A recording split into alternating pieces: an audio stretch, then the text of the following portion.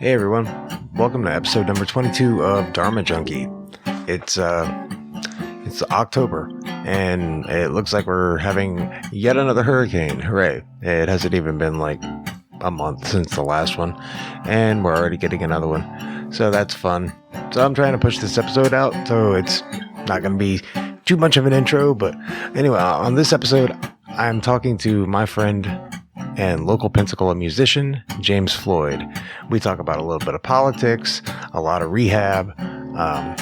We talk COVID a little bit. We're all over the place. James plays a couple songs. It's a really good episode. I think y'all will enjoy it. Anyway, without further delay, here he is, James Floyd. You might catch yourself sliding in and out of a hallucinatory state. Just relax and enjoy it. Just relax and enjoy it. This is an experiment in mind formation. Information. Forming, controlling, operating your mind and your brain. Using digital techniques to overload, scramble, confuse, unfocus your mind.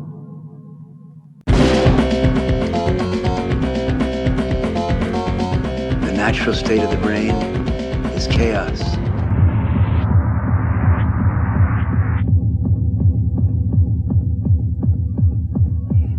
Chaos is beautiful.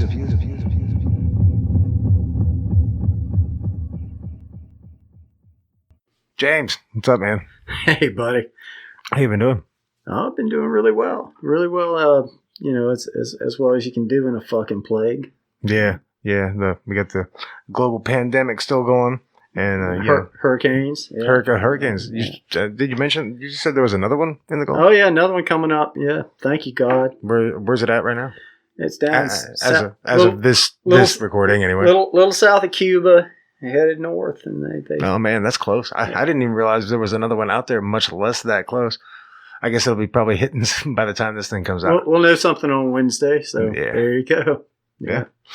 Shit, man. Yeah. So, what have you been doing with yourself during the whole pandemic thing, man? Well, right now I'm pretty much unemployed, but I've been doing a lot of stuff around the house, trying to get it, I had an accident last year and got hurt pretty bad, and recovered from it, thank goodness. And finally the lawsuit stuff came through, and so I've just been spending my time trying to improve our house, and then of course a hurricane comes and 100-mile-an-hour winds and messes everything up. But it's still there, and we have insurance, so hopefully it'll all shake down and be good. Are they giving you any trouble with the insurance? Yes and no. There's some things they don't want to pay for, but I think they will end up paying for it. We had to get a lawyer, so that's just the way it is. Yeah. Sometimes you gotta get a little bit litigious. To get anything done, unfortunately. Yeah. I think that's just always the case with people. I believe so. It's hard to say when we had 100-mile-an-hour winds hitting our house, and the rain was blowing sideways and hitting the windows, and the water came in there. Oh yeah, and don't I know it? You're right down the road from me, so we're both so close to the Gulf. So you can see the bayou from our house. It came up maybe 100 feet from our house. The floodwaters did. This time, so it's pretty wild. Yeah, that's pretty close. I watched our live oak, giant tree, man, bend over. Just alarmingly bend over during that thing. And it was a testicle shrink in a few minutes. Yeah, I can imagine. It was something else. Yeah, it seems like a pretty harrowing moment. It was. Yeah. Wow. Then it went on for so long because the damn thing stalled, and it was just. It did exactly what Iva did. Yeah. It did exactly what Iva did. 16 years to the day. Yeah. To the day. Yeah. Isn't that just crazy? It is crazy. That's so weird. Yeah, I fared pretty well over here. We didn't really get too much damage, just some down limbs and stuff. Yeah. Nothing terrible though. Oh, that's good, man. We fared pretty good, so That's good. no complaints. The only thing, I wasn't prepared whatsoever. Oh, yeah. Especially like having just gotten out of rehab and having nothing. Like I don't have all the hurricane preparedness I hear tool. you, man. You know what I'm saying? So like I haven't. It's like I am not prepared for this contingency. So it left me kind of assed out as far as any provisions or supplies, or I had no flashlights. Even. I hear you, I only had some candles because I like candles. You like candles, yeah. But fortunately, that worked out in my favor. Yeah, I was screwed, man. I actually just bought a little butane stove, like a single burner butane stove, right after the storm, because I was like, I'm not going to get caught with my pants down again. I'm going to start at least getting a little bit of stuff put away so that I'm not completely screwed when this happens again. Oh man, we both Elizabeth and I have Priuses, and I learned that Priuses are a generator. Basically, you can get a converter and hook up to the battery, and you can generate like 3,000 watts of 110 power. Oh, that's awesome! It's pretty cool. Yeah, that's amazing. And it burns almost no gas because it just sits there and quietly makes electricity. So it's pretty cool. Yeah. Did you have the testicular fortitude to actually watch the debates the other night? I did. It was ridiculous. The guys, Biden's up 14 points now, after that debate. Because even the dumbest motherfuckers in the world can see that he's just useless. The guy's just useless. He's doing nothing good for anybody except himself. Yeah. Well, I mean, he's a crazy person. He's a crazy person. He is. And my dad was a sort of the same kind of psychopath. He was a narcissist, and he didn't have friends. He had fans. And I look at Trump and I just, it's just like, holy shit, man, he's just like my dad was, and my dad, of course, on a smaller scale. Right. But yeah, there's, I'm used to that. I mean, I know what he's doing, Yeah. Yeah. And I guess that's why I hate him so much. I don't know, but it's just freaking amazing to me. Yeah. I always hated the right. I hated, Reagan. Reagan started this bullshit, this cult of personality,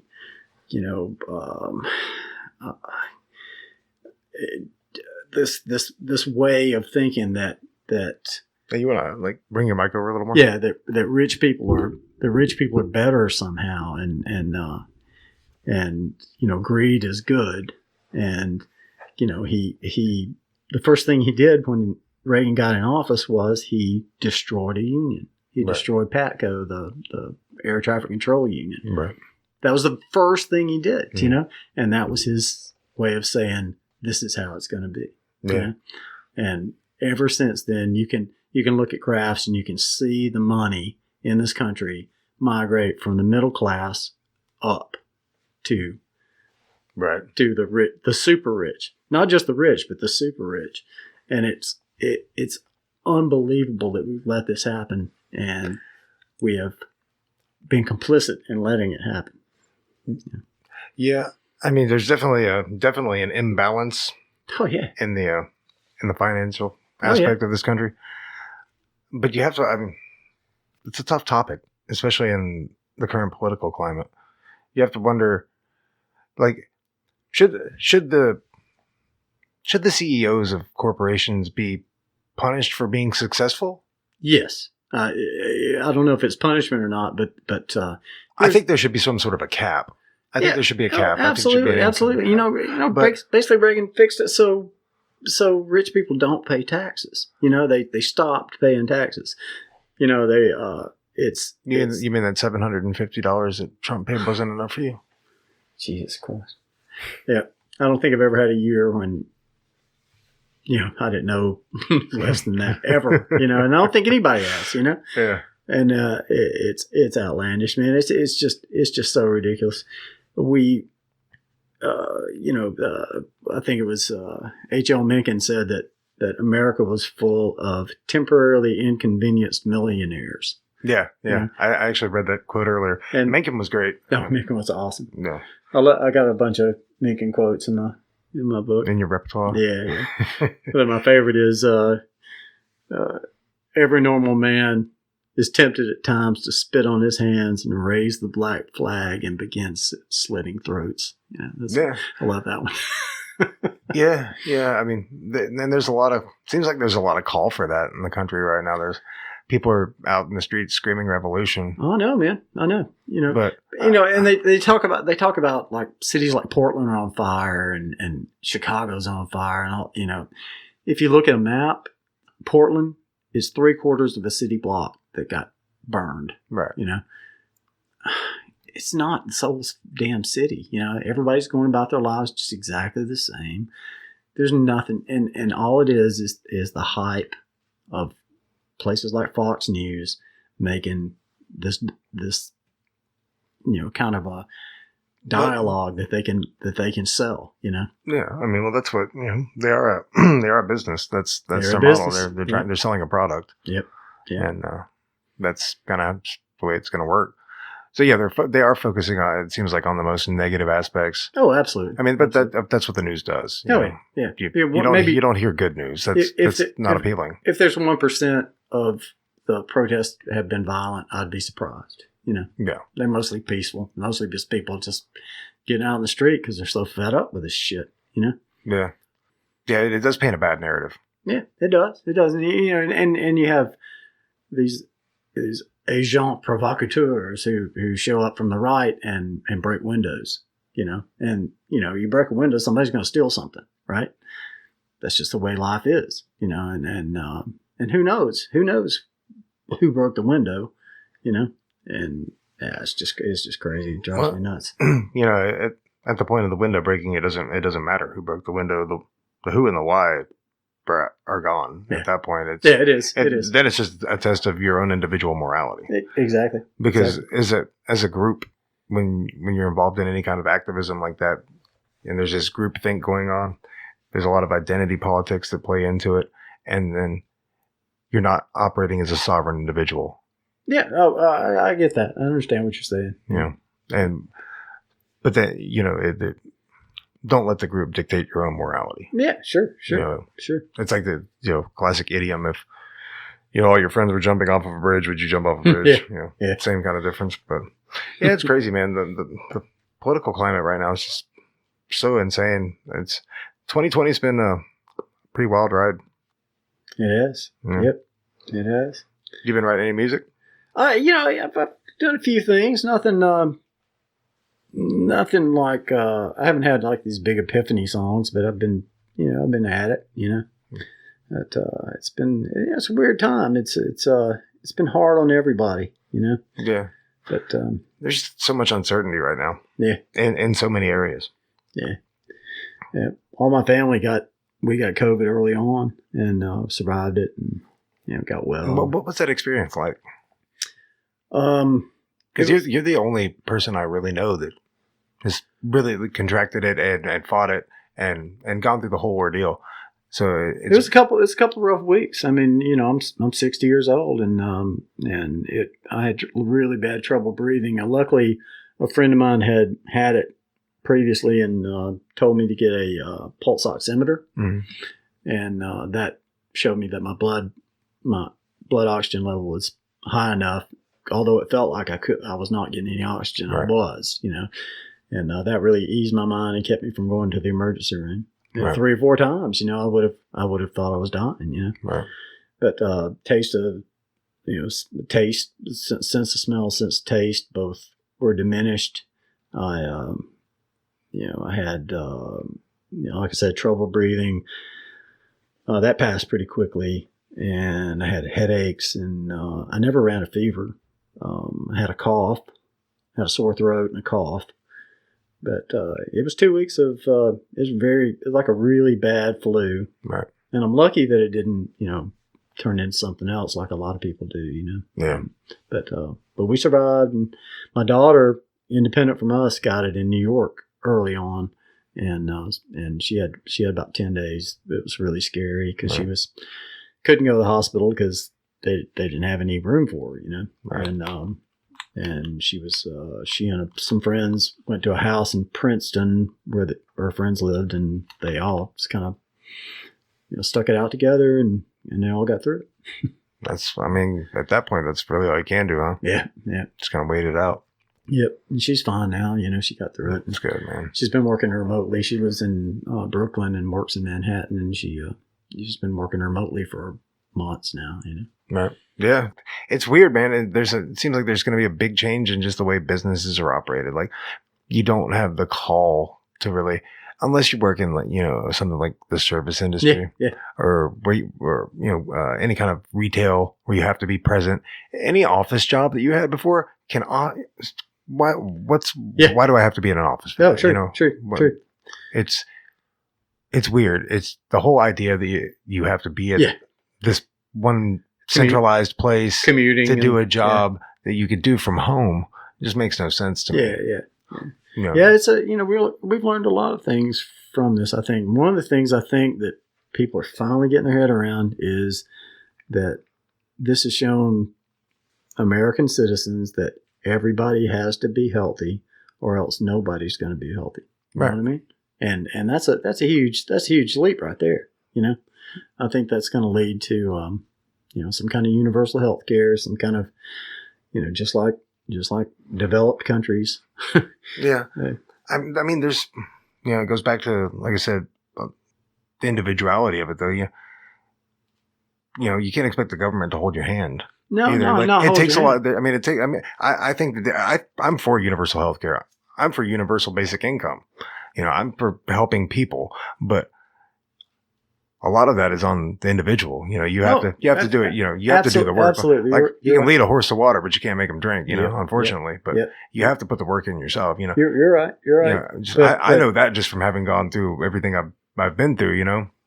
The thing is, if we pay taxes, we pay a pretty high rate of taxes. It's not as high as Northern European countries, but if you add in all the shit we have to pay, right, to our taxes, we get fucked. We pay more than anybody in the world, and we get very poor service for it. It's basically what it boils down to, because we have this idea that the government's bad. The government's not bad. The government's what we make it, and other people do it so much better than we do, and it just works. The National Health Service in England works fine. The National Health Service in Canada works fine, right. And there's no drop off in care. As a matter of fact, it's much better. In Canada, they celebrate the birthday of the dude that came up with the system. It's a national holiday, right? So they love it. It works for them, and you get all this just stupid, propaganda here that people from Canada rush down here to get health care. It's not true. That's bullshit. Yeah, I've never actually asked anybody from Canada about their health. Oh, ask them. They'll tell you. They'll tell you. Yeah. It's some. If it's an elective surgery, you might have to wait a little bit, but you got to fucking wait here too. Right. And the thing is, in Canada, they can't bankrupt you for a medical bill. Right. And in Sweden, in England, in Norway, you don't. If you get sick, you don't lose your house. And you can here. It's just the way it is. It's the way we set it up, and it's stupid. We're the dumbest motherfuckers in the world when it comes to healthcare. We're so fucking stupid. It just amazes me. Just the whole insurance thing is absolutely bananas, man. Why do we have them? They're a middleman who takes off the top and gives nothing back. Yeah. That's your death panels there. The insurance companies are death panels. They used to talk about those. The right did, and they're insurance companies. Yeah, man. I'm not for the insurance companies at all. It's just such a racket, man. It is. And every form of insurance at that. You pay into it, and then like you were talking about with your house. Hopefully they'll pay out for everything. But there's so many people get fucked because they find some little stipulation. They're like, oh well, that's actually wind damage. Yeah. No. Oh yeah. Yeah. Yeah. Yeah. No, you didn't have tree insurance? You didn't have tree insurance? Yeah. No. Yeah. Yeah, it's crazy. What are you gonna do? It's a weird time. 2020 is weird. This whole, just not even 2020, just being alive right now is just insane. It's the craziest time to be alive ever. Well, you asked me what I'm doing. During this downtime, I trained to be a phone canvasser for the Biden campaign. So I've been doing that. I've been calling people. So it's pretty fun, you know. And I've been keeping kind of a rough tab, and it's pretty much 50-50, you know, people I call, you know. You get any surly people on the other? Oh, yeah. Yeah, I bet those are some good calls. Oh, yeah. Yeah, I just laugh, you know. I say, oh, yeah, you love Trump. Yeah, okay. Well, fuck you very much. Good day. What if you don't love either of them? Where do you fall then? Yeah, you know, that's good. They get stuff. I mean, because you're not even, really, let's be honest, you're not even voting for Biden. You're voting for Harris. Biden's not going to last that long. Well, I don't know. But I don't know. You know, I don't think he can handle it, man. I don't think.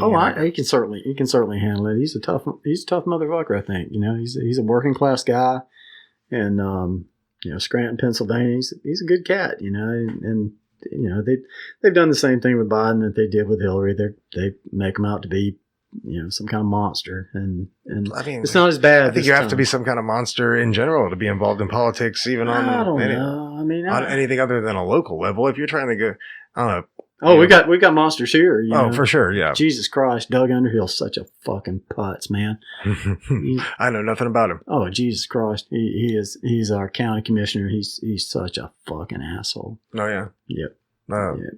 No, I would. Yeah. Don't want to touch on that one.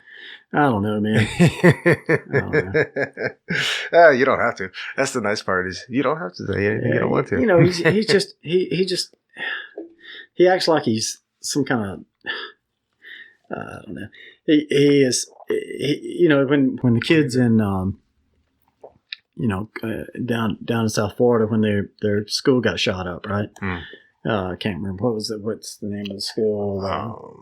Anyway, I know where you're talking. I can't remember the name of it myself. But you know, the kids themselves started making noise and organizing and being on the talk shows and stuff. He called them miscreants. He called the kids miscreants. You know, they're you know, people they went to school with. Their blood was on the fucking floor. Right. And they're miscreants. Yeah, and they're miscreants. Yeah. Yeah, it sounds like a real winner. Oh, he is a real winner. Yeah. Yeah, we got a lot of those up here. I love Pensacola. It's my favorite.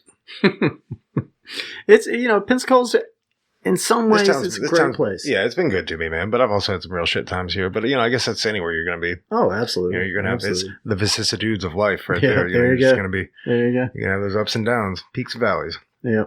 Fortunately, I'm on a little bit of a peak right now. I think so, man. I'm so proud of you. When I met you, you know, you talk about that. Feel free, man. Yeah, I was maybe a month into rehab, and it was a 2-month program, and one of the guys at GBR Gulf Breeze Recovery came and said, "You come down and talk to this guy. He's a musician, and he's kind of lost." And and I saw you, man, and you were a skeleton headed towards being a ghost.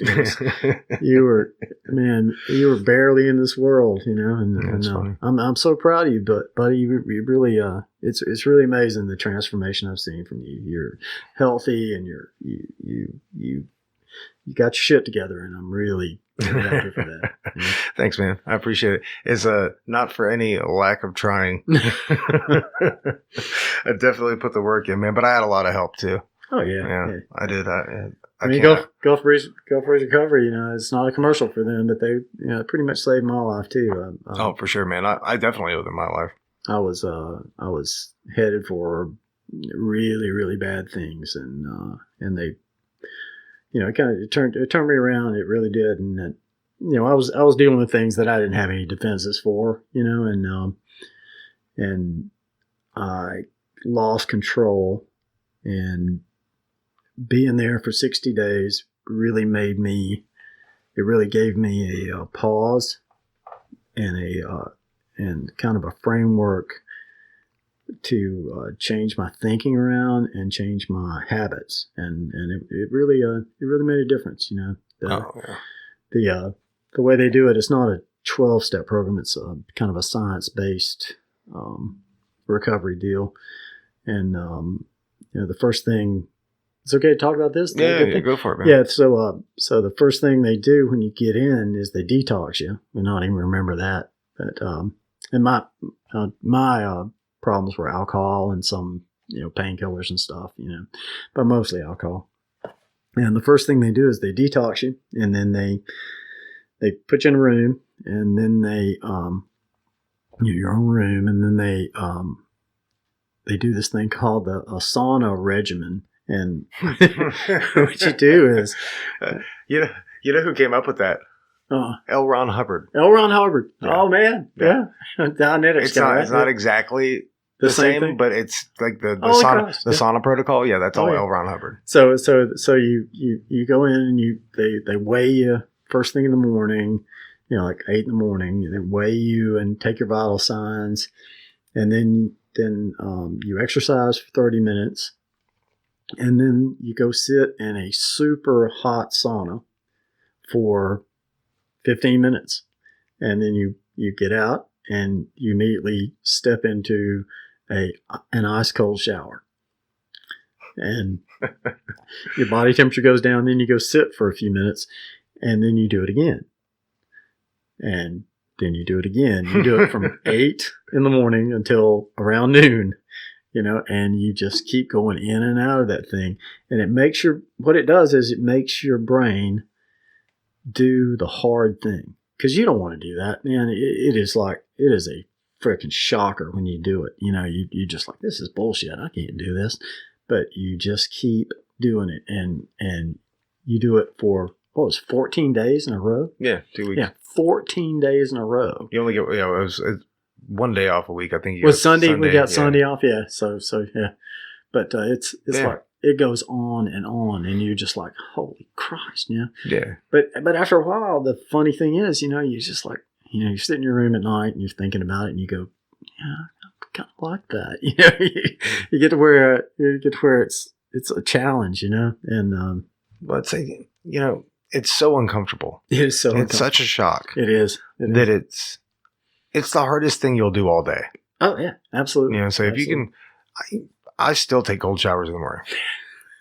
Seriously, that's all. I take an ice cold shower every morning. That's great, man. That's great. I mean, I'll take a normal shower and wash and stuff, but like before I turn it off, I'll turn it ice cold and just stand under it for like a minute and a half. Oh, that's great. Just shock myself with it, because it's like I said, it's the hardest thing you'll do all day, and if you can put yourself through that, you can pretty much handle anything throughout the day. That is true. That's true.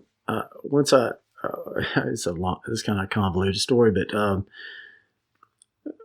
after I got out of college, I had my heart broken, and I was kind of lost, and I went back home, and my dad, who was a steel contractor, he had this job he wanted me to do with him, and it was rebuilding these cookers, these giant cookers at this place called the Gut Plant. And so the Gut Plant, they took chicken guts and turned chicken guts into designer dog food, right? So we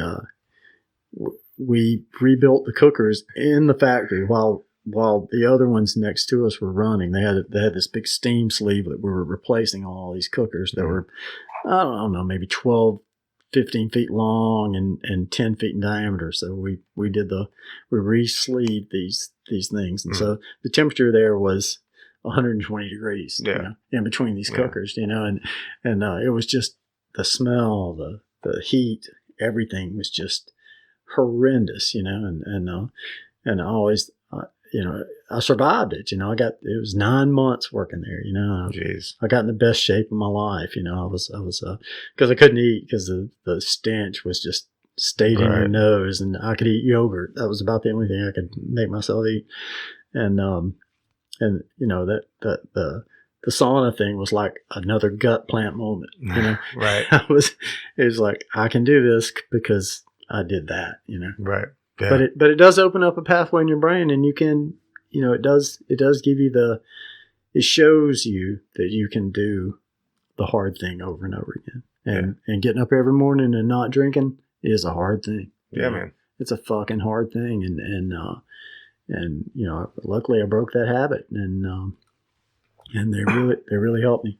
The other thing they did right after you did the sauna thing in the afternoon, you did this thing called neurofeedback, and that was just bizarre and It like a is science fiction movie. It is very bizarre, isn't it? It is. Super weird.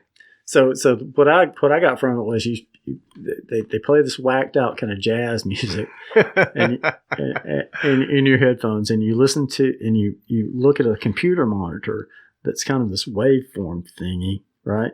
And what you try to do is get the music to play smoothly, right? Is that what you? I don't know. I could never make out. Couldn't make it with, yeah, I couldn't make out what I was trying to do in there. And I never could, man. I never could get the music to play. It would skip, and I was like, what the hell? But every time I got out of there, I felt better, And so there must have been some. And I got the technical manual for the thing and looked through it, and I couldn't make any sense out of it. Yeah. And but I just went with it, And, yeah, I did neuro like every day. Yeah, me too. Yeah, me too. every day. I was one of the only people. I think I was the only person after you left that was doing it every day. I figured, if I'm going to be here, I was like, can I do this every day? They're like, yeah, sure. Yeah, We've sure. got time on the schedule. So sure, absolutely. Yeah, sign me up. Yeah, that was one of those things where I just gave in. It was just my intellect said this is bullshit, but because I just could not make any sense out of it. But I just went with it, and it made me feel better. Yeah. No, it clearly had some effect. It had some effect, Whether it was a placebo or not, but the Could be. placebo is a very strong thing. I mean, that's right. It's a very valid thing. It works. And the power of the human brain is amazing. Oh, it is. It is. I mean, it's the most complicated thing on the planet. Our buddy Tony, he I know it works. Well, I say I know, but it seems like it works because he had trouble using his fingers when he came back to GBR. He couldn't move his fingers correctly, and started doing neurofeedback, and he got full use of his hands. Really? After doing, yeah. That's awesome, man. Yeah. Yeah, just after doing neuro, that's crazy. See, now it makes me want to really research it a little more and really look into it. Because I never have. After I got out, I just never have. It kind of just went by the wayside. Well, the manual was 2 inches thick, and Right. I went through it, and it's just like, I don't know what the fuck this is. It's like reading stereo instructions. Yeah, it was crazy. It was just like, okay. But like I said, it worked, and I just, that was one of those times when I just surrendered. I just said, fuck it. They know what they're doing. All right. You would like to think so while you're there.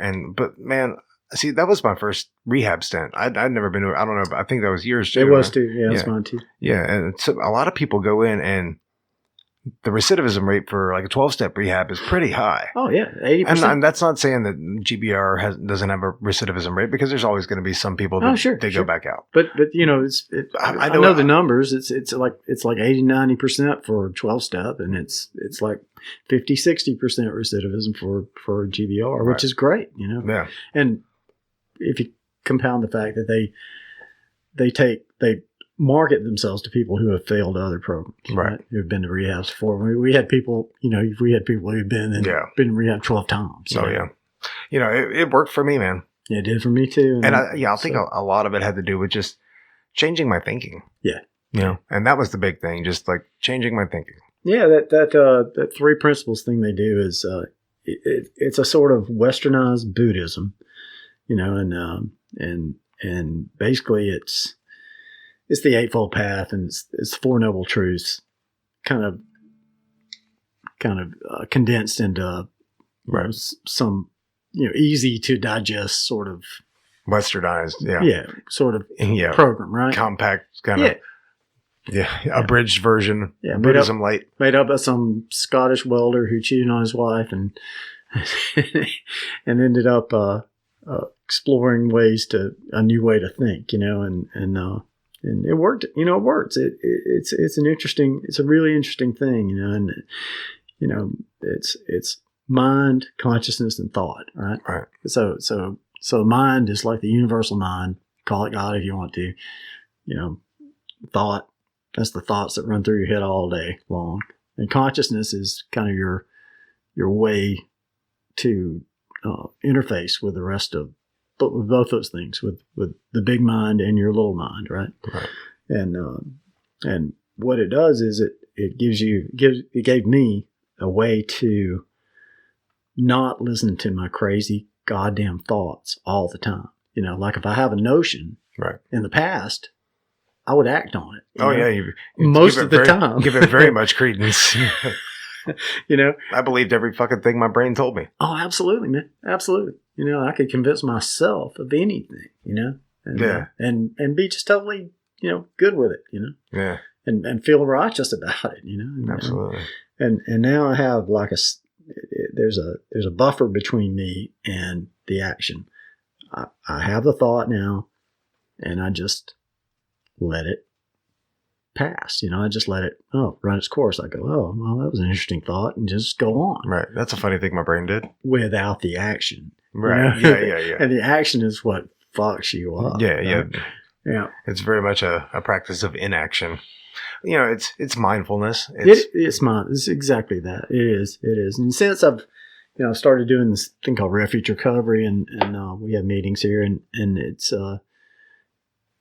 that's the same thing in a different way, you know, and Right. and it's the same thing. It's mindfulness. It gives you it gives you that buffer to deal with your thinking in a constructive way.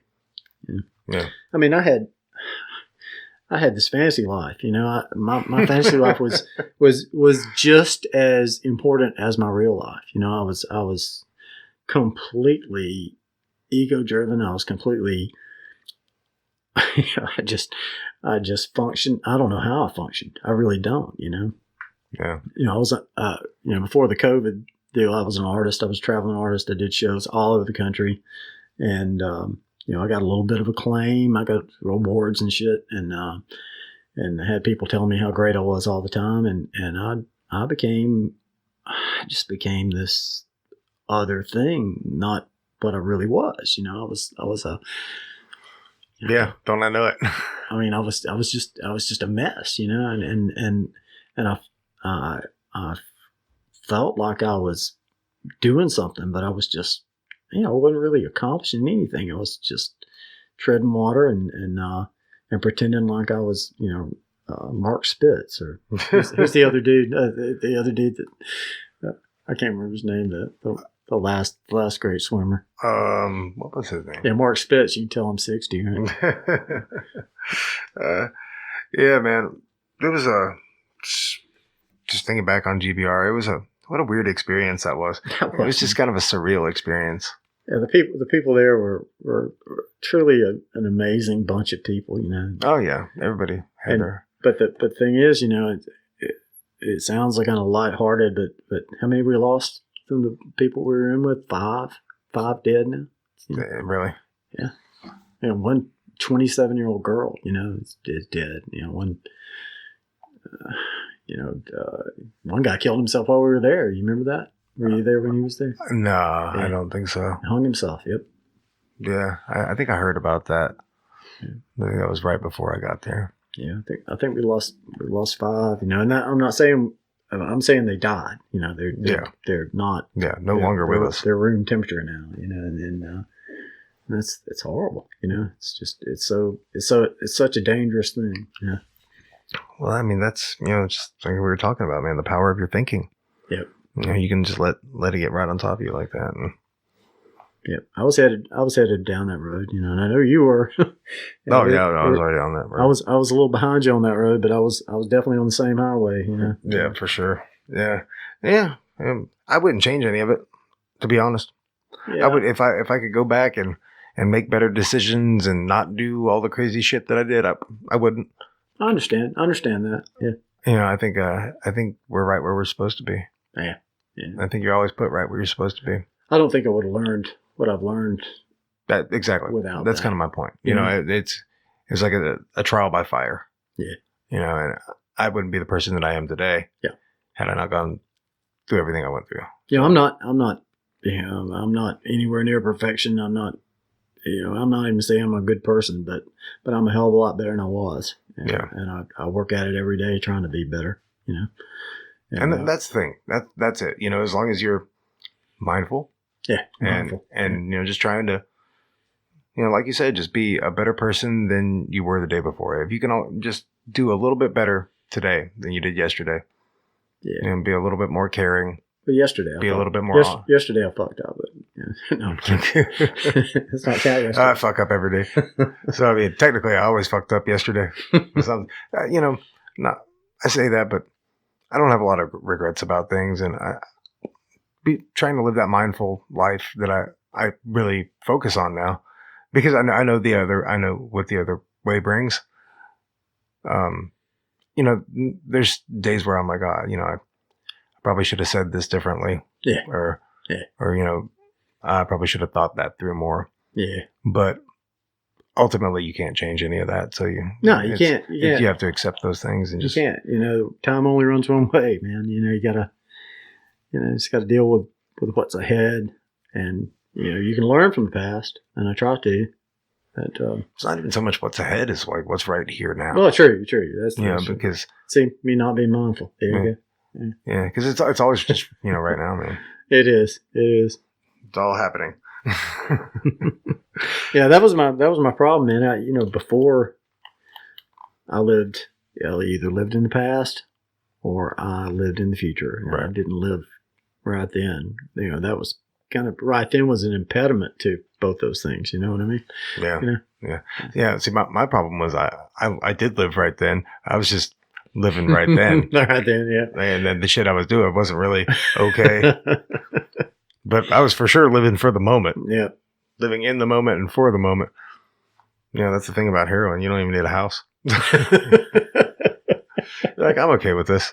As long as you get your shit fucking dope, you'll be all right. I'm taking a nap. I'm mumuch happier now. Oh, I was not a happy person then. I'm glad. I really am. Like I said, you've had a pretty amazing transformation, and I'm really glad that I met you. Thanks, man. You were one of the.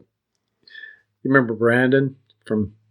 Maybe he was gone when you. I think he was gone already. Yeah, he kind of about a month in. You're there for a month, and you start looking around. You start really getting what they're trying to tell you. You starts to kind of seep in, and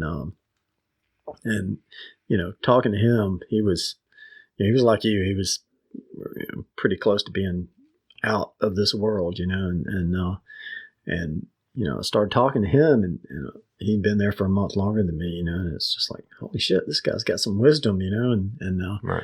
And it just amazed me, because I'd seen him before, and I thought, geez, that dude's screwed, but he really it gelled in him, and I could see it, and I was like, wow, how about that? I wonder what's going on here. It made me redouble my efforts to get it. And then just one day it kind of just dawned on me what was going on. And I'm so glad. Yeah, I did. It doesn't click right at first. No, it doesn't. And like, especially if you if you consider yourself maybe not even consider yourself intelligent, but if you have any kind of intelligence, if you're very science based and you're like, and they're telling, my whole thing was they're like, they just don't think. And I'm like, how the fuck am I supposed to not think? What are you telling me right now? I know what you mean. And like, that was like, I just couldn't get it. And then, I don't know, man. I went, because I got suspended for a couple of weeks. Yep. And on that couple of weeks I was gone, it just kind of clicked for me. And I was like, oh. And I came back and I was like a different person at that point, I get it. I do. Like when I went back, because I was out for 2 weeks and then I came back and then stayed for another 3 weeks after that. Yeah, you. And I saw you during that bit, and I was so impressed. When I showed up, I thought, well, I'm going to open this door, and they're going to be shooting up. Yeah, no. And you didn't. No, man. I haven't touched that shit since December 27th. 2018. That's great. So, man, I'm coming up on 2 years. That's awesome, man. I'm coming up on 2 years as well, in my sobriety. And yeah, that's awesome. It that number means more to me than it should, I guess. But Right. Yeah, I mean, it's just kind of trivia. yeah, it is. You know, as long as you're mindful and like living in the moment, I think just one day at a time, man. You know, like they say in the 12-step program, just one day at a time. I got you. And it's I started looking at that number and I'd go to meetings and people talk about how long they've been sober and I'd just pridefully say, about 14 months for me, and Right. people clap. And I got thinking about that. I thought that's a stupid way to go about this. Right. That number means nothing. Right. That number means nothing because if you do fuck up, then you've lost it all. Then you've lost it all. Exactly. And I don't think the number means a lot, because you can make it mean a lot and then it can crush you. Right. Why give it power, And I think that having that number puts so much pressure on you. Then you're like, I can't fuck up. Fuck up. And if you do fuck up, then you beat the hell out of yourself for it. Yep. Because I've seen so many people, if they would just forgive themselves for screwing up, if you hit a little bump, man, that shit's going to happen sometimes. Yeah. Like I know people that, a friend of mine, really good friend of mine, actually, he was kind of operating as my sponsor for AA for a little while. He just relapsed. And I don't know what he did.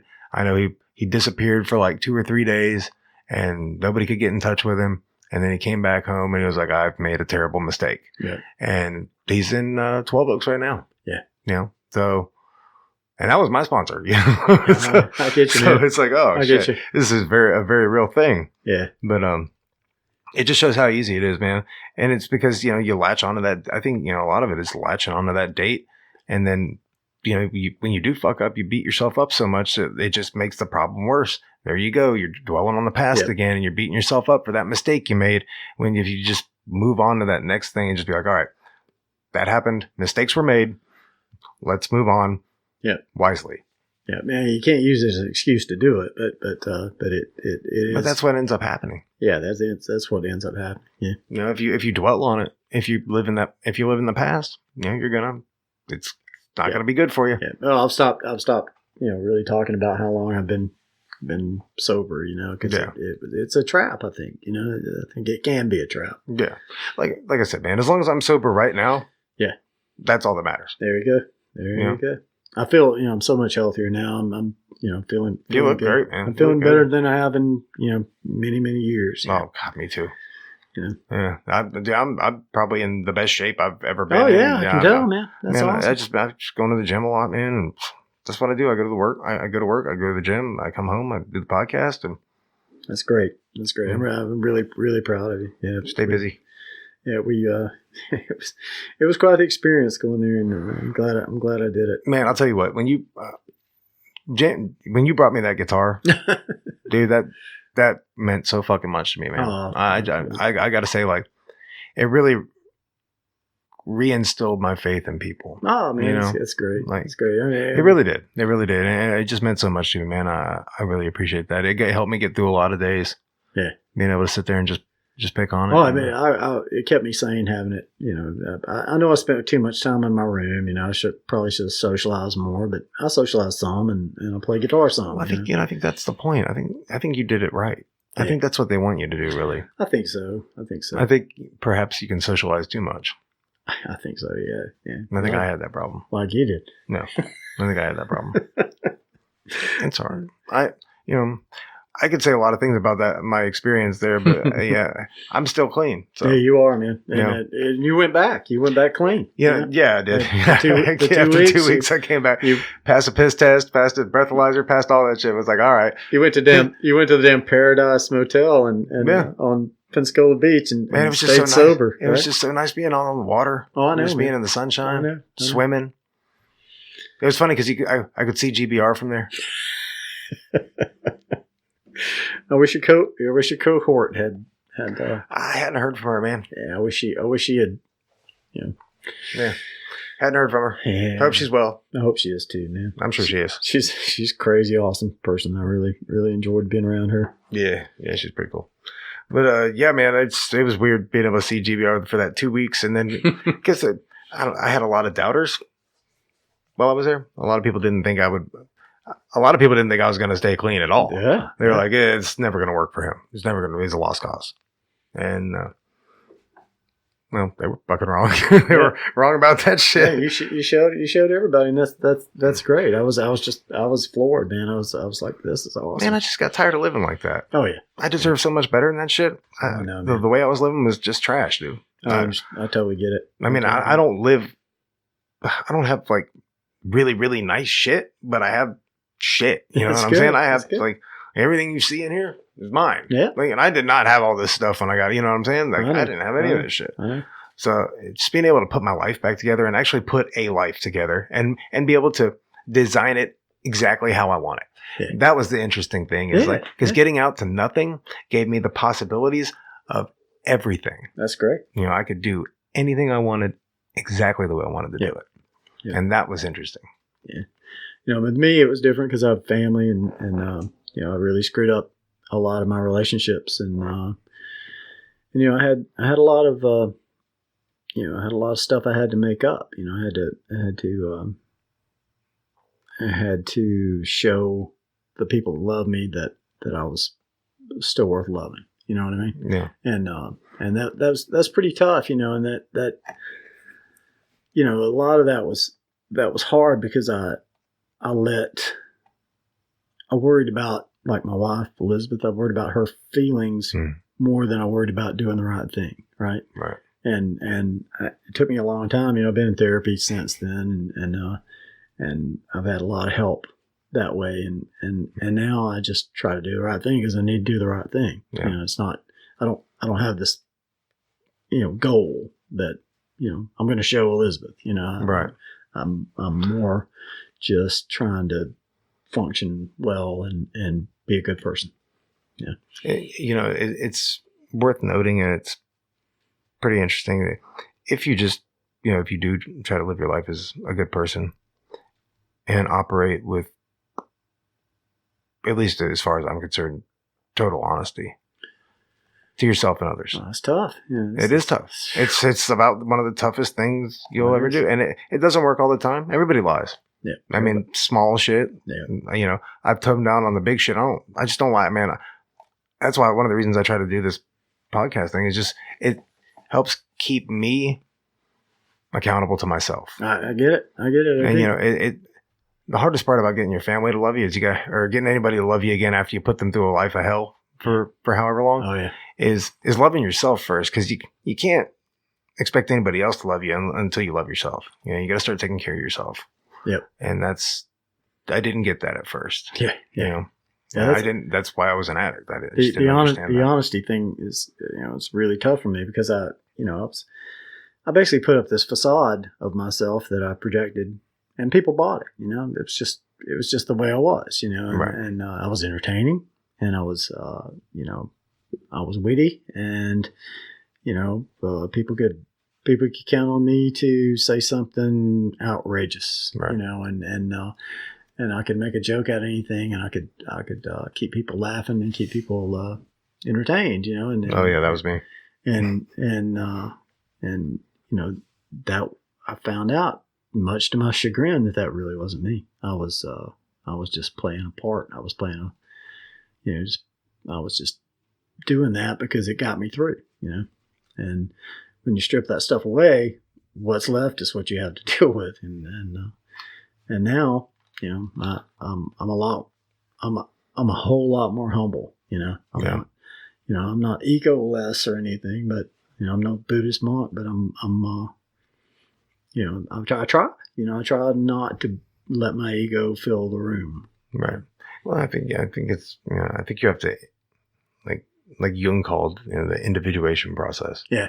You have to integrate the ego, not get rid of it. Yeah. The ego is valuable. Yeah, the ego is valuable. You can't be completely, if you're without ego, people walk all over you. Yeah. You know. So you can't completely get rid of it, but integrating it and not letting it control you. That's a good point. That is a good point. Yeah. I've really started to get a lot more into Buddhism, and like I've really been taking the study really seriously. I've been seeing a meditation teacher for 3 or 4 months now, and working with him and taking some some courses Yeah. and stuff. I'm actually going to be doing a meditation facilitator training. All right. I was like, this is the beginning of that. So I've been working on that. Nice. Um, Meditation has really helped me. It helps me a lot. I do breathing exercises every day. oh yeah, no, I do about anywhere from 45 minutes to an hour a day. I sit in the morning and I sit at night. That's nice, man. That's good. That's one of those things that sometimes I don't, but 99% of the time I make time for that, and I make time for it because it's so vital. Oh, it's been a lifesaver for me. It's another one of those things that gives me a pause and settles my mind and makes me really think what's important at the in front of me. Right. So yeah, it's it's so easy to get caught up, and especially with everything going on. Yeah, it's so easy to just let your mind carry you away. My big thing lately is just staying off of the internet. Seriously, like I was on. Man, I don't know. Oh, at GBR, they took our they Yeah, you don't recovery, get the internet. They take your phones, and there's no internet, Yeah. And I tell you, man, like 2 weeks in, I really wanted a beer, but what I really wanted was to get online, Right. And you just couldn't. It wasn't there. There wasn't any possibility of it. So, you just had to deal. And I think that was a good thing too. Yeah, my big thing with the internet lately is I just listen to lectures and stuff on YouTube. I try to use it mostly as a learning tool. Yeah. Yep. And obviously putting the podcast out, I do that. Sure. But as far as just like scrolling through Facebook and stuff, I've kept that out of my diet I got you, entirely. I think it's think about how much time per day. Oh yeah. You waste on an average day. Oh, I've cut. I barely do it compared to where it used to be. Yeah, me too. I used to be really, really, that's all I would do. Oh yeah. I'd go shoot dope and I'd just sit in my room and just scrolling through Facebook. Yeah, in my shop, hating my life. building guitars. I'd take 20 minutes out of every hour. I'd just sit there and fuck around on Facebook and then go back to work. It's so easy. It's right there. It's right in your there. pocket. You can just there you go. Instant gratification. Ooh, did I get any likes? And there's it's that whole endorphin rush from that, and it's just another addiction, man. It is, and it works on the reward centers of your brain, just like cocaine, and it's like my wife said, it's not real food either. It's icing. It's like pure sugar. Right.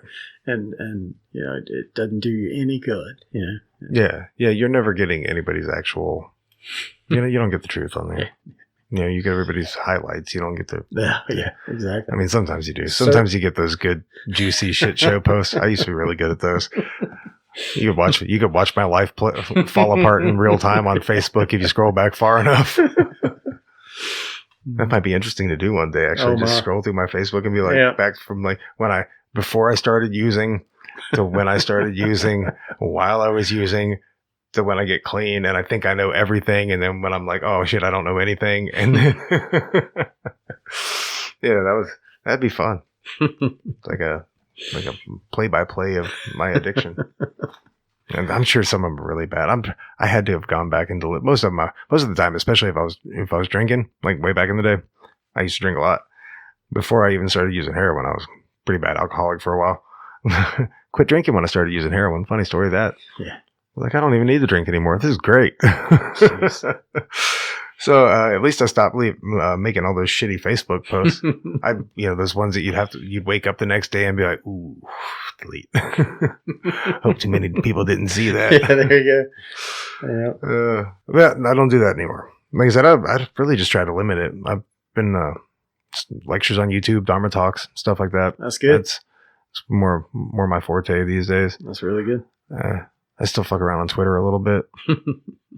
That place is a unholy place. Yeah, it's a morass. It's pretty interesting. Yeah. Well, shit, man, you want to pick a couple tunes? Sure. Let's see. How about a recovery song? Sounds good to me. This is a guy named Jason Isbell. He's one of my favorites. He kind of inspired me to go to rehab.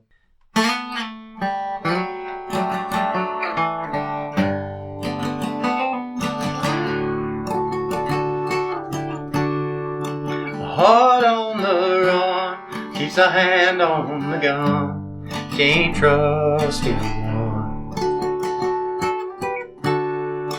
I was so sure what I needed was more. I tried to burn out the sun.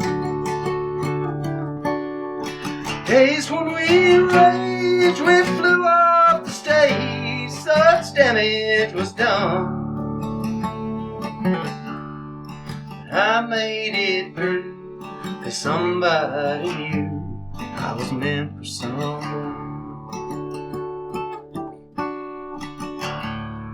So girl, leave your boots by the bed. We ain't leaving this room. Someone needs medical help or the magnolias bloom. It's cold in this house and I ain't going out to chop wood. So cover me up, know you're enough, use me for good. You put your faith to the test. I tore off your dress in Richmond on high. But I sobered up, I swore off that stuff forever this time. The old lover seen and thought it'd be me, helped him get home. Yeah, but home was a dream, one I'd never seen, till you came along. So girl, hang your dress up to dry, we ain't leaving this room. The Percy priest breaks open wide and the river runs through. Carries this house on the stones like a piece of driftwood. So cover me up, know you're enough, use me for good. Yeah, cover me up, know you're enough, use me for good. Awesome. That was really good, man. That's Jason Isbell, huh? Jason Isbell, yeah. Man, I love him so much. Oh yeah, man. He's a character, man. You were talking about Twitter earlier. He rules Twitter, man. He's something else. Yeah, I first saw him. First time I saw him live was when he opened for Justin, man. Justin Towns Earl. Everybody. Rest in peace. God, it's so sad, man. Y'all about the same age, aren't you? I was like just a few months older than him, man. I know. Yeah. Something else. Yeah. It's been so hard. He was clean for a long time, man. I know he was on a Subutex or something, but obviously he had gotten back into some other stuff. Apparently, it's just, I don't think they ever actually confirmed that that's what it was, but I mean, like we don't have to guess too often. We don't much have to guess. Yeah, it's been a tough year, man. You want to move your mic in a little closer? I buried well, we didn't bury him, but we spread his ashes out on Mobile Bay not too long ago. A good buddy of mine died, in his sleep. And, Yeah. I don't know what drug it was. You can take your pick with him, but he's such a great guy, and it's hard to imagine he's gone, and that was just the last one in a row, and we've had so many people die this year. It's just crazy, Yeah. So many people who are great musicians and really good people, and they're just gone. And it's. I'm not even talking about the famous ones. I mean, we lost fucking John Prine. And Yeah. It's just just people I know. Who just that was it. It's just so many. It's just crazy. Yeah. One of great long-term friends. He had gotten cleaned up and got on the liver transplant list and just got a wild hair and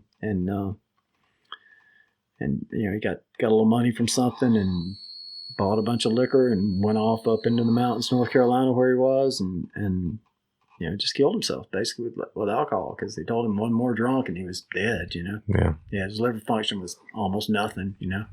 Man, so many good musicians go out that way, man. I know, man. Towns Van Zandt. It's just such a it's a horrible shame. Yeah. Well, addiction's a motherfucker, man. Life, the Buddhists say life is suffering. Life is suffering. Yeah.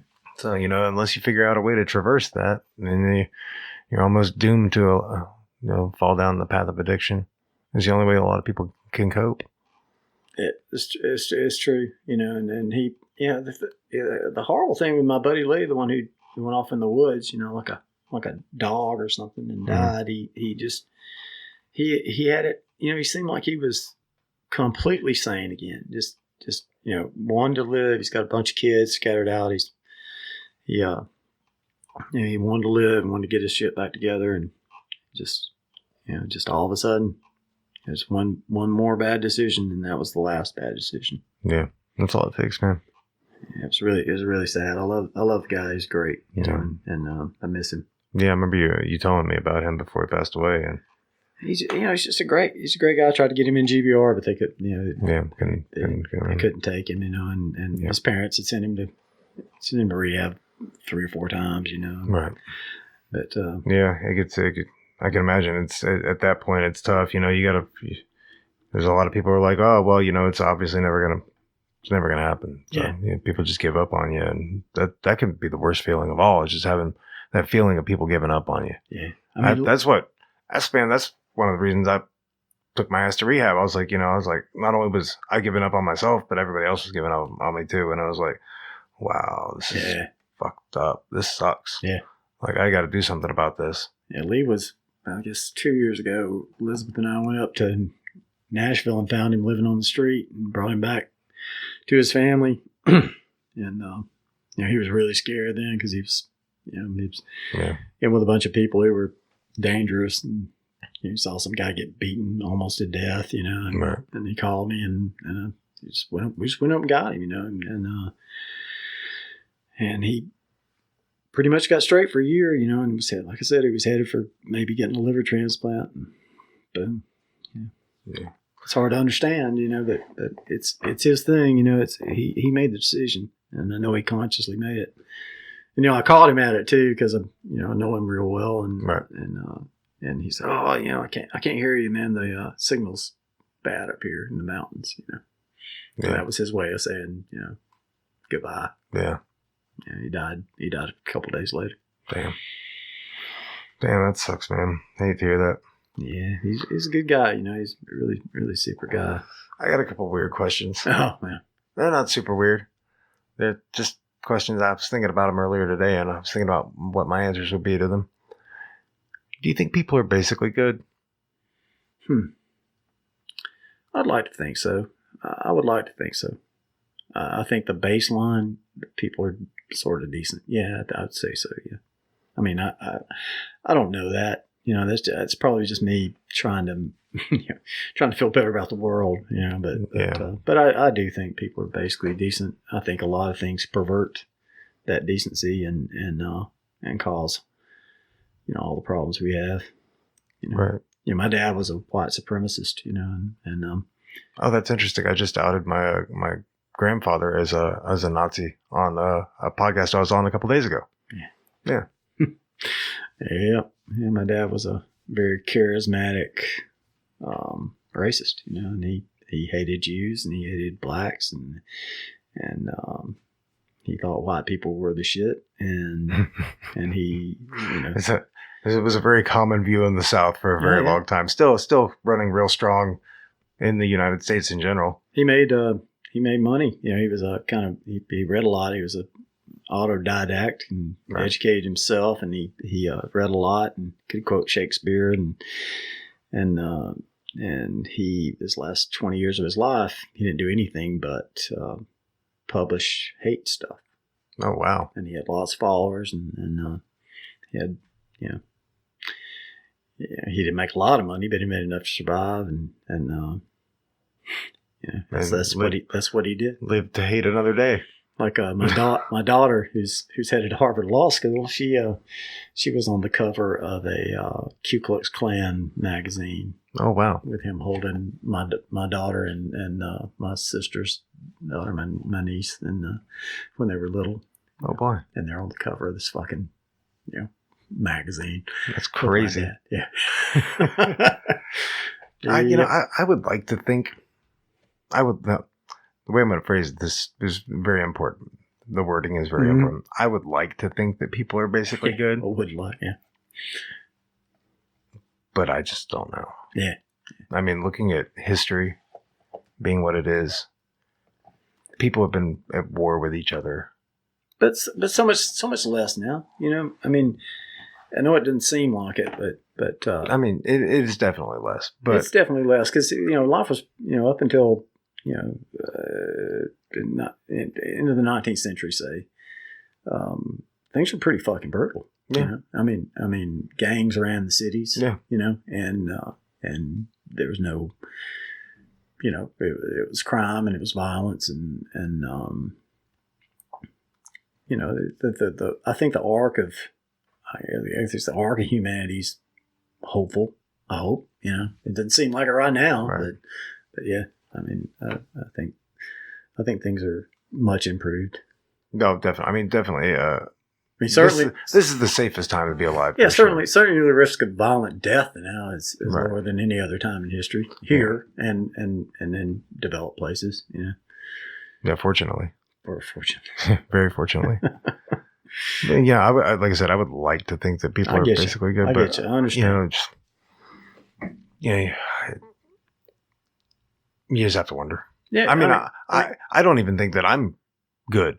I think we all have the potential for evil. I got problems, man. I can be incredibly tribal, and I can be incredibly hard headed, and I can be kind of vicious. And I've seen it. And I was arguing with a guy the other day online, and I said, man, I got to stop this because I don't argue with libertarians for the same reason I don't make fun of people with disabilities. I actually felt bad about that one. I was a pretty staunch libertarian at first, and then they just got real crazy with it, and I was like, okay, I got to step away from this. Well, the thing is, that shit works if you live on an island, but if there's more than two of you, you got to have some kind of fucking laws, Right. It's just the way it is, Right, exactly. Got to have rules, got to have laws. Sorry. That's kind of how I feel about Marxism. It looks good on paper, but, every time it's been put to the test, ultimately. Yeah. It's pure Marxism, sure. Yeah, it's ended poorly. Sure. I mean, I'm not saying that the socialist programs aren't a good thing because they certainly are. Like I said, I'm for socialized medicine, and we went over this. But you were talking about a universal basic income. The last politician who tried that actually tried it. They'll shock you about Richard Nixon. Oh, really? He wanted to scrap all. He wanted to scrap all the food programs. He wanted to scrap Social Security, everything, and just give everybody a check. Just get rid of those functions of government. Take that money and just pay everybody. I forget what it was a month then. Do what you want. Good luck. Yeah, and it would you could survive on what he was offering, but of course the other powers that be said no. But damn Richard Nixon, man, he came up with that plan himself. Pretty well. I did not know that. Yeah, Nixon also, Nixon was the guy who came up with the EPA. Yeah. He's also the one that came up with the Controlled Substances Act. There you go. Yeah, that's true. That is true. But how many people? I mean, I'm not saying Nixon was a great guy. I'm just saying he had some decent ideas. And I'm not saying that controlled substances are a great thing. Some of them are definitely fucked up, and you'd probably stay away from them. But I'm saying you should be able to make decisions for yourself, and not be told what to do with your own body and your own consciousness. Sure. So, okay. Next weird question: do you believe in God? No. I don't have. I guess people talk about how humans have a God hole, right? That you have to fill with something. Right. I don't have that hole. I don't think because, like I said, I grew up in my dad was a preacher for part of the time, and I was really young when I realized this is just complete bullshit. Yeah, I mean, and by God, I don't necessarily mean like the Judeo-Christian God. Yeah. I don't mean like the big guy in the sky and Oh, you mean like some kind of maker, some kind of some force, some Yeah. universal mind. Other than nature, I don't think there's any. I don't think there's anything like that. I could be wrong. I don't know, and I don't think anybody else knows. Everybody is as clueless as I am as far as that goes. Right. There are people who delude themselves and think they're not, but I just don't know, and I can't see how. I can't see how there's a universal mind.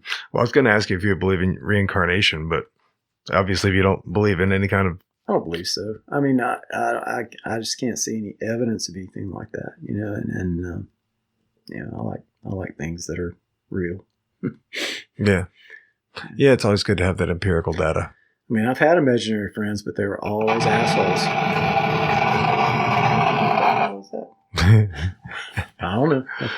But hey, maybe that was the big man telling you to look out. Hurricane's coming now, by God. He's letting you know of his presence. He's like, I'm watching you, James. I'm watching you, buddy. Well, man, it's been awesome hanging out with you. Oh man, I can't believe this. It was really, really good, really great conversation. I thought I was going to fall flat on my face, but No, I told you we'd figure something out. there you go. There you go. I know you were recording some stuff for a little while. Did you ever end up releasing any of that? No, the COVID kind of put the kibosh on it? Kibosh, good word. Put that on hold, but it's almost done. I've got a lot of it finished, and I'm going to go back and finish it.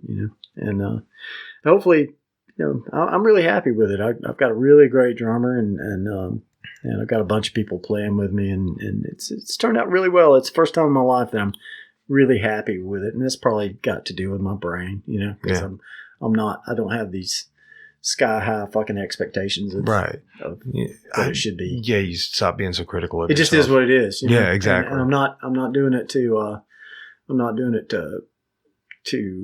do anything. I'm just doing it. You know what I'm saying? I'm just making it because it's art. Right. Yeah, that's awesome. And that's a totally different mindset for me. I'm not. Yeah. There's no end goal. It's just the process of doing it. It's all that's what I'm doing with this thing. It's just the doing it. Oh yeah, man! It's awesome. I'm really, really happy with this. This is great. I listened to several of them today, and it's amazing stuff, man. You're really doing good things. Yeah, man. I'm trying. We're all just doing the best we can, right? Man, seriously, thank you for coming over, man. Thank you, Justin. It's super good seeing you. Yeah, man. Good seeing you, buddy. Thanks again to James Floyd for being on the show. And if you'd like to get in touch with him, I will have some contact information in the liner notes of the episode on dharmajunkiePodcast.com. Be sure to rate and review the show and let me know what you think. I'm kind of curious. So anyway, we're going to close the show out with an original by James.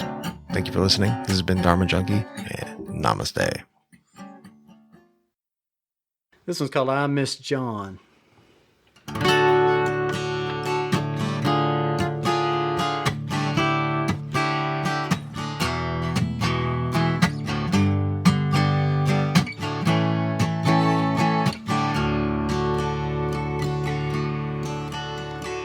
Wrote the kind of songs that could get a man killed. I was 20 years old when his blood got spilled, and I miss John. He sang the kind of songs that could stop a war. Nobody's singing songs like that anymore, and I miss John. Went to the vigil in Central Park, and I held my little candle up against the dark. The night was so black and the black was so deep. I went home and drank myself to sleep. Oh, I miss John.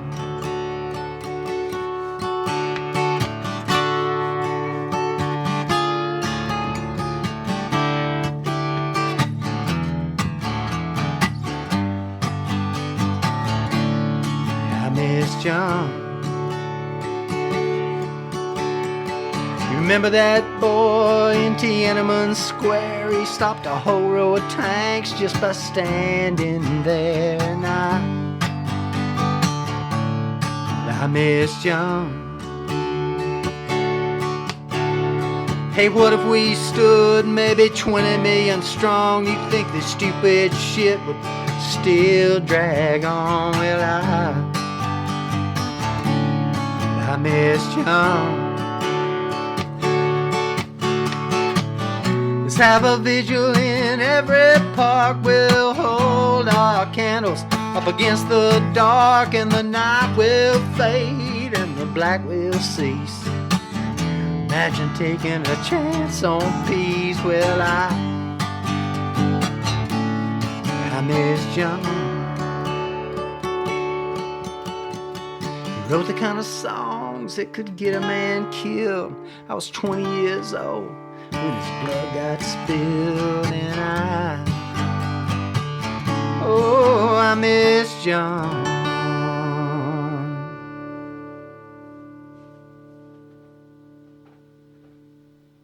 That was awesome, man.